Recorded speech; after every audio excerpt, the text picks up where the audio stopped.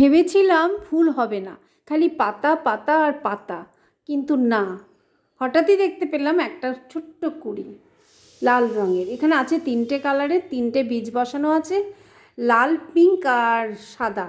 যাই হোক, ওপরে দেখো দুটো পিঙ্ক, এই দুটো পিঙ্ক, নিচে হয়েছে লাল, সাদাটা এখনও হয়নি। দেখা যাক আদৌ হবে কি না, তবে আশা করিনি। চারিদিকে খালি পাতা আর পাতা, আর পাতার বিউটিটা এত সুন্দর, গাছটাকে আমি সত্যিই ভালোবেসে ফেলেছি। এবার চলো দেখাবো স্নেক প্ল্যান্ট।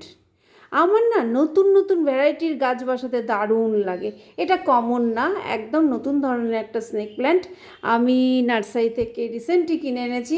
এত ভালো হচ্ছে গাছটা, এত মোটা, আমার দারুণ লাগে। এই যে এটা দেখো কত চওড়া পাতা। একটা রেয়ার ভ্যারাইটির গাছ আনা মানে আমি তো ভীষণ খুশি।